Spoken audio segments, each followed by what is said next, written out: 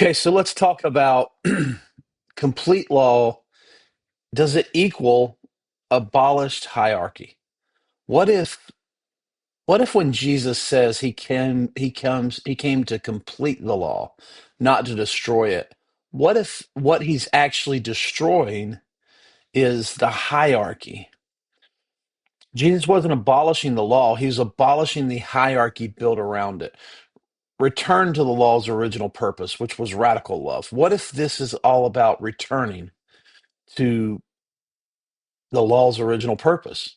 What if, when we return to the law's original purpose, we fulfill the law better than the experts? Here's the passage for today, or for this coming Sunday at A Place to Talk. It's Matthew chapter 5, verses 17 through 20. We're continuing our series in the red letter, the red letter text, and I just want to thank you for having some interest in A Place to Talk. Here's the passage. This is from the NIV. Do not think that I have come to abolish the law or the prophets. I have not come to abolish them, but to fulfill them. For truly I tell you, until heaven and earth disappear, not the smallest letter, nor the least, nor not the least stroke of a pen will by any means disappear from the law until everything is accomplished. Therefore, anyone who sets aside one of the least of these commandments and teaches others accordingly will be called the least in the kingdom of heaven. But whoever practices and teaches these commands will be called great in the kingdom of heaven. For I tell you that unless your righteousness surpassed that of the Pharisees and the teachers of the law, you will certainly not enter the kingdom of heaven. What do you think about that passage? It's a pretty loaded text. I almost feel like we should probably spend more than 1 week in this passage. This is four powerful verses. But let's just run through some questions. I have not come to abolish, but to fulfill. What do you think it feels like when somebody is fulfilled or when something is fulfilled in a relationship? How does this shape how we read this phrase? Do you have a fulfilling relationship? What is a fulfilling relationship in your world? How is the law about relationship? Now, if you understand the way the law kind of started out, the way this kind of rolled out in the beginning, you understand that a man named Abram was in a conversation with God.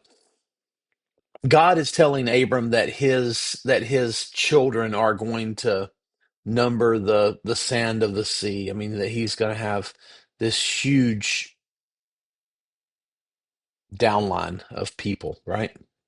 And Abraham and God end up going into this agreement where it had been happening in the past, this kind of idea where people would they would make a covenant, they make an agreement, and they would walk through a path of blood from animals. The blood would be in the middle of this path from animals that had been sacrificed, and each of the people making this covenant, this agreement, would pass through this path.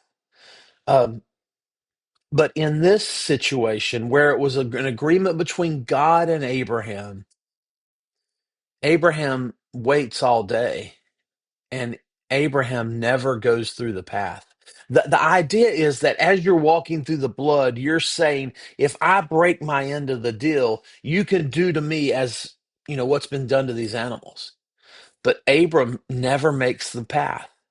In fact, what happens instead is a burning torch and a smoldering pot make a pass through the blood twice, representing God. And basically, what God's saying is, if you break this path, I'll be to blame. If you break this covenant, I'll take the punishment. If I break this covenant, I'll take the punishment. Either way, this covenant it's a promise to you that I'll take the end of both ways. No matter who fells this covenant, God is saying to Abram that God is responsible, that God will take God will take the punishment. If somebody has to be punished, it's like a bet. Here's the bet. I bet you $1,000 that this is going to happen, and if it doesn't happen, you get $1,000, and if it does happen, you get $1,000. It's a bad bet. It's a horrible bet for God, but that's kind of the way God took this bet. He went through the path twice. When you think of the law and the prophets, what values come to mind for you? And why do you think those parts stand out? What comes to your mind when you think of the law and the prophets? Now, as you thought about those things, did you have more legalistic thoughts or more thoughts that modern day Americans might call woke? I mean, I'm asking you that question because I think we think of the law and the prophets, and what comes to our mind is all of the crap that religious hierarchy added to the rules, like how far you could walk on the Sabbath and what you could eat on the Sabbath and what things you could do on the Sabbath and all of these nitpicky rules that got added. But but the original intent of those laws might sound like justice centered and pro poverty, taking care of the poor and treating immigrants like they were native born and redistributing wealth and being very anti-empire, pro-human dignity, allowing every different type of person to matter, to be included, to count.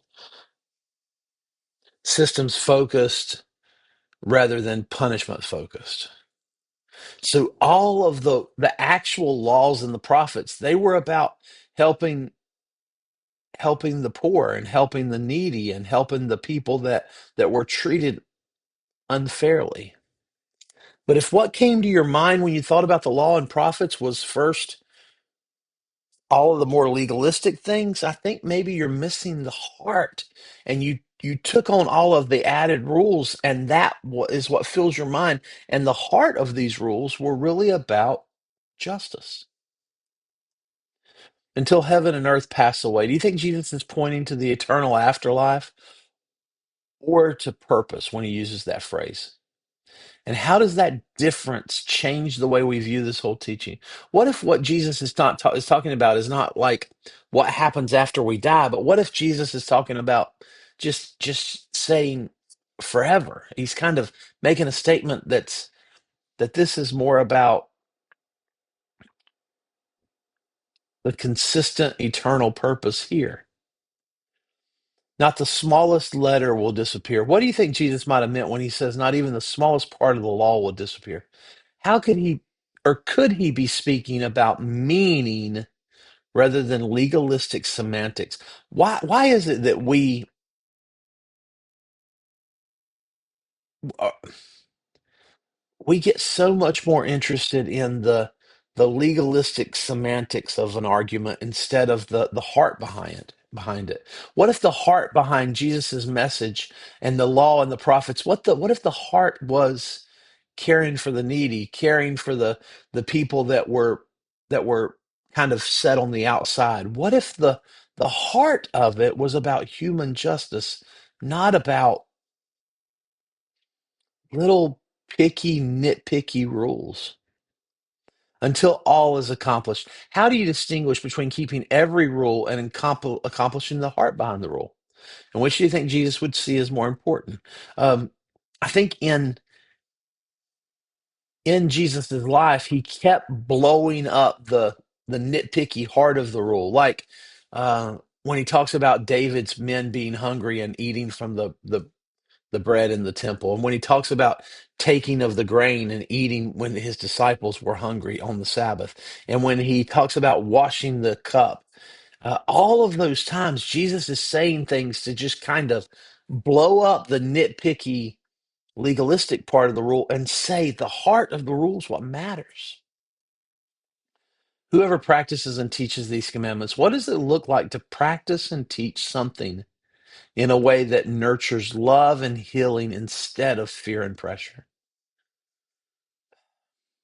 What if instead of telling our kids, be very, very careful never to use the Lord's name in vain, what if instead of those kind of sermons, or don't ever put something on top of a Bible, or don't ever mow the grass on Sunday, what if instead of all of those nitpicky rules, we said to kids, you know what?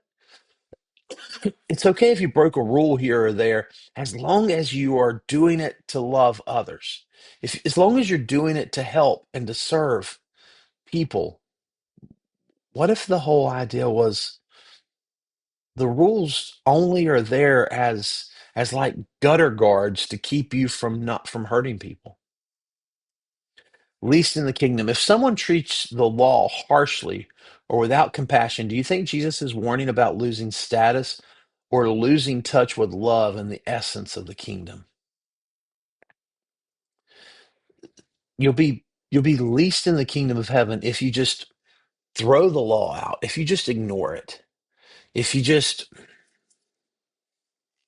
I mean, I think about how it works today. We have politicians that are, that are trying to quote scripture and hold up the Bible and hold up Christianity, but yet in their daily life they totally ignore the rules of love and compassion. I think about people who may have politically leaned one direction, and then they see their loved ones and people that they care about being detained by ICE and being attacked by by the National Guard and and they find themselves weeping, like they were trying to love the law, and then when the law stopped being meaningful and compassionate and caring and it started just hurting people, their heart broke in a different way. What if greatness in Jesus' kingdom can be measured more by how we love than by how precisely we follow the rules? And what allows you to see it this way? The text goes on to say, unless your righteousness surpasses. What does righteousness mean to you today? And how could it surpass the legalistic for show righteousness of American Christianity in a way that's centered on love?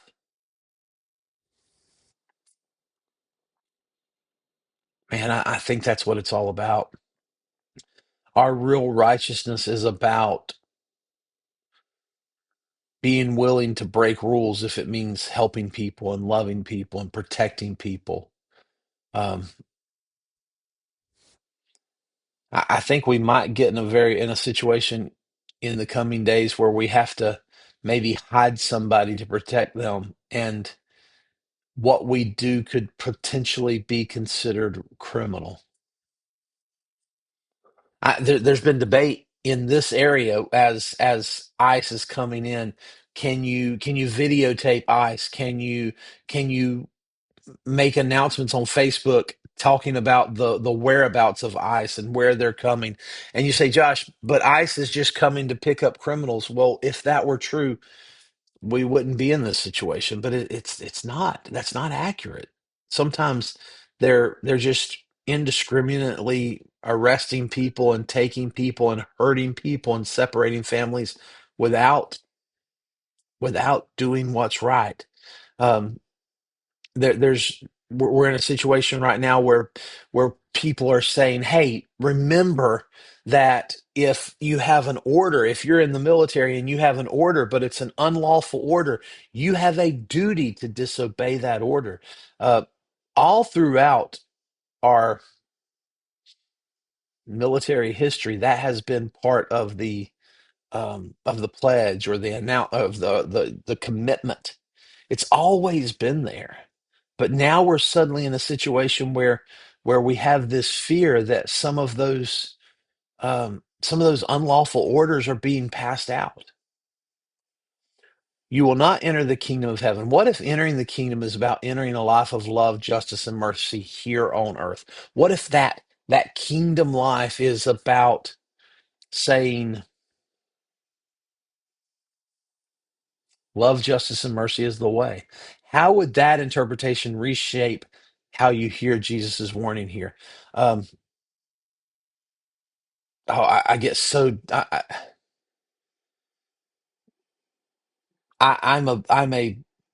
I'm a hopeful pacifist. I want to live a life of pacifism. I want to never kill or harm someone. Um,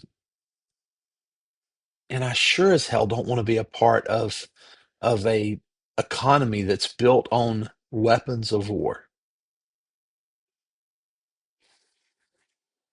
What if entering the kingdom is about entering a life of love, justice, and mercy? And justice doesn't mean punishing people. It means protecting people who need to be forgiven, about protecting people who need to be protected, about protecting people who need to be cared for. And you can protect somebody without lifting a gun or pointing a sword at another.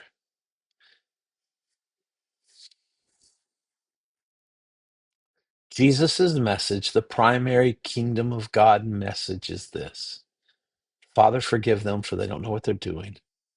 And if you're going to have to hurt somebody, if you have to kill somebody, crucify me. That is the message of the kingdom. And I so badly wanted these questions, these videos to be all about questions that we discuss. And here I am making a lot of statements. And so I ask your forgiveness.